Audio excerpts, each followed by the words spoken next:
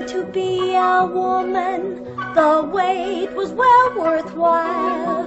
How lovely to wear mascara and smile a woman's smile. How lovely to have a figure that's round instead of flat. Whenever you hear boys whistle, you're what they're whistling at. 10, 5, let's go! Oh, come on! Yeah, that's what I'm talking about, baby. What? You suck!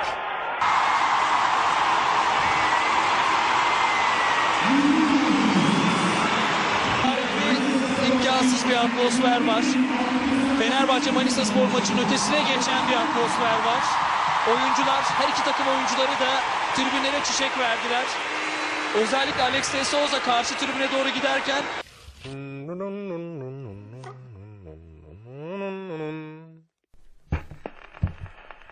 To make things work in the world today, we rely on technology in many ways, designing and building and making things go. Technologists are folks who run the show. Talking about technology. Technology. Technology. Technology. Technology. Technology. Technology. I look around and see my home is running smooth. Humans are learning creatures. From the time we are babies to our days in walkers, our minds are constantly expanding and growing, making connections and forming understanding. So it isn't a surprise that the information media presents takes such a toll on who we are as a people. Media sets the basis for what we know. It is popular culture we're residing in, and it's everywhere. It's in the billboards when you're driving to work. It's the t-shirt you're wearing. It's the food you eat. It's all a part of an argument. But what happens when media is focusing on false perceptions of society, or worse, filtering what we watch? We have little girls starving themselves, young men overworking their body limits, and amongst that there are dozens and dozens of ways that media has shaped who we are, how we feel, and even what we do. Things we don't even think about. With Sarah focusing on media's sexualization of women, Elizabeth clarifying the role media plays in sports, and my research on our growing global culture, we'll take a trip to expose the effect of media on our minds and hopefully force you to take a double take on the information our media is providing to you.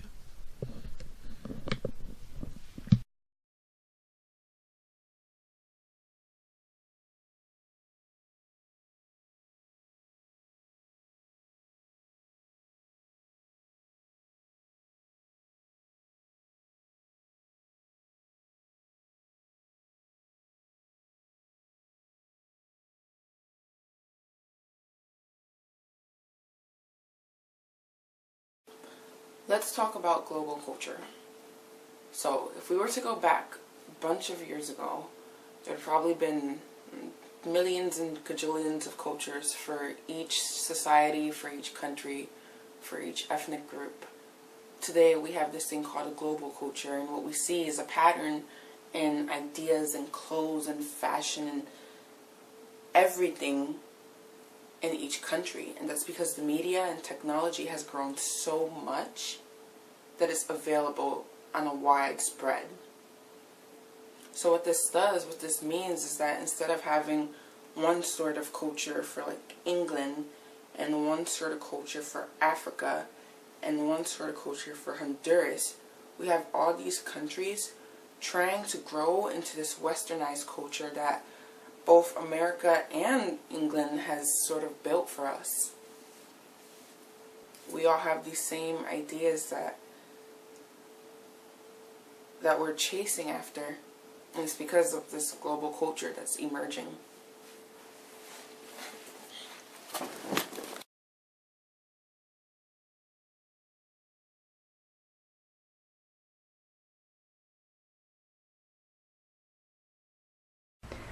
Who's better, girls or boys? Girls.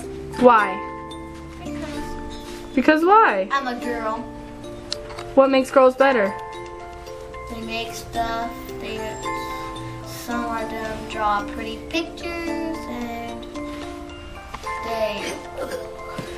they put bows in their hair because I like bows. Well, sometimes.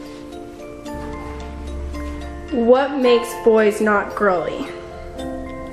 Because they wear boy clothes, and they don't look like girls, and they don't have stuff that girls do, and they don't have all the things that girls have on their body. Do you think girls have to dress up, wear makeup, and look pretty? Just dress up. What about the makeup? Do you think little girls should wear makeup? Yeah, if they're going somewhere fancy. But like, what if they go to school? Do you think they should wear makeup? Yeah, sometimes. Brian, do you think girls should play football? No, Why?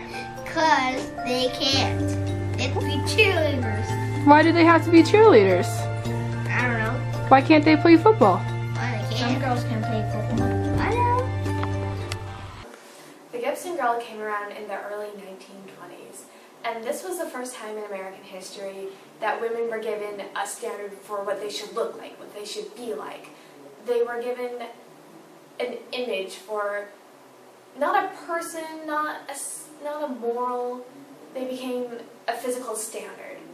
And this media sensation has only increased since then until we get to where we are today. And today the media sexualizes women. People see images of women on magazines and on TV, and they don't think, hey, that's a person. They think, hey, that's an image, that's an object. They lose a little bit of humanity in this. It starts out small. People don't really notice it. Like I said, it's on fashion magazines, it's in movie theaters, it's in the grocery store. You walk by and maybe the images are kind of sexual, but you know, who cares? Things get a little worse. Music videos, they really focus on women's bodies, whether it's relevant to the song or not. Advertisements, relevant to the product or not. It doesn't really matter. Okay, and then things get offensive. Political leaders mock women for being women. Rather, they don't focus on their morals or what they stand for. They focus on the fact that they have a period and they go PMS sometimes. And then the sex industry looks at media and says, hey, this is a great way to make money because people are already focusing on women's bodies, so, you know, let's take advantage of that. The Playboy industry, which everybody's heard about. Everybody's heard of the Playboy Bunny. Their first edition, their first magazine in the 1960s sold 50,000 copies. And today with our pay-per-view and the internet, there are over 4 million pornographic websites. And this is available to anybody, everywhere.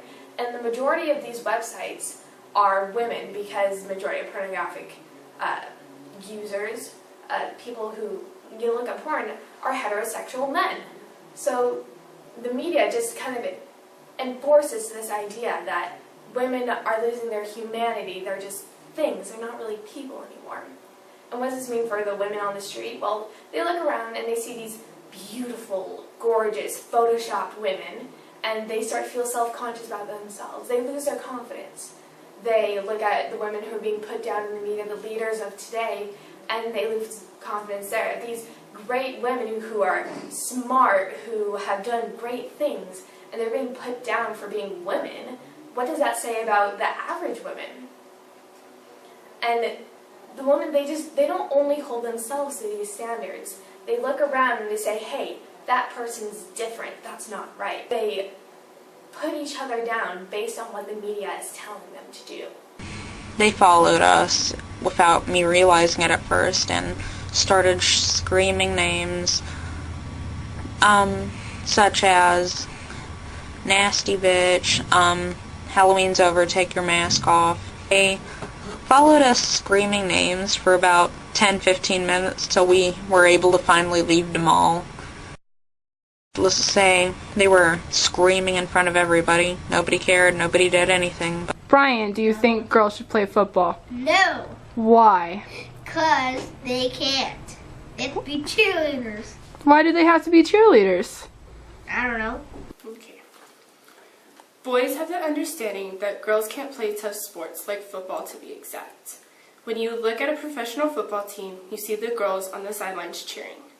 Back then, when football first started in the 1900s, women weren't allowed to play, but looking at the sports leagues now, you see professional women's sports, both lingerie football and professional soccer leagues. The media plays into our mindset of professional sports. You don't see as much women's sports than you do men's sports. At the 2012 London Games, for the first time ever in Olympic history, the U.S. had more female athletes than men. The American women won more gold medals than the men, and it was the first time ever that every sport in every country was represented by a female athlete. Shelley, what does this mean in terms of the women and sports? Well, it means Title IX is working, and that's a great thing, and the women were great. But here's my problem with all this. What are the stories that we're going to remember most from these Olympics? It's going to be Gabby Douglas's hair. It's going to be Lolo Jones's virginity. It's going to be a cat fight. It's going to be things that, you know, we shouldn't be remembering when we have that kind of performance from the women athletes. There's still a long, long way to go, and almost, you know, we say to these girls, go out and work hard, but then, you know, 4 years, you. This is that it is difficult being a female athlete, because as women everywhere can attest to, you have to be everything to everyone, and we certainly saw some examples of that. But I think that this just means not only something important about the growth of women's sport, the growth of how female athletes are respected, but also just the difference in how women take the Olympics versus men. Like, I realize every Olympic athlete is there to try to win that golden prize of a gold medal. But I think for women, it does mean a little bit more, because there are examples of male athletes, like the NBA team, for example. They're going to go back to being heroes and making a whole lot of money and being global superstars after the games. They don't need the games. But you look at other sports where the women, they really do need that platform to expose not only their sport, but always also a little bit about themselves and their storyline. So it seems like I think for women, this stage just means a little bit more than it does for men, and that's reflected in the medal count. You talk about that platform and LeBron James and that team, they go back to being the big stars in that spotlight. So the next question I have, Shelley, although times have changed, where do their careers go from here, talking about the female athletes? Is that you think just because there's more opportunities for the professional, this is the reason why we're seeing a growth in absolutely, and unfortunately for a lot of these women, you have to ask yourself, like, who will we remember 6 months from now? Will Gabby Douglas still be the apple of America's eye at that point, or will we have moved on to something else? The women's soccer team is a perfect example. Professional women's soccer just for whatever reason hasn't been able to work here. So it's like they have that platform, and then boom, it's nothing. So like Shelley, unfortunately, I'm a little more pessimistic about that, and I would like to see women get more professional opportunities. But I'm not going to deny them what they earned. They were definitely, for me, the story of the Olympics. Shelley, do you have a response to Jamel? Well, you know, I kind of a, you know me, cynical. It makes all, you know, the badminton scandal where the women were cheating. Right. You know, I kind of like that. You know, I kind of like that's how far we've come. You know, don't talk about my hair, but if I'm cheating, go right ahead. And maybe badminton becomes the next popular sport. Why can't we talk about badminton and hair? Why can't we talk about both? That's such a bad really thing. Good point. Really good point. Well, yeah, at the end of the day, the total medal count for the women, 58 to the men's 40, talking about the American, and their gold medal count, 27 to the men's 17. Not bad. They're walking away with the gold. All right, that's going to do it. Women's sports are just as great as the men's sports. Whether it's football or soccer, both men and women can play that sport because both sides have the stability they need to play.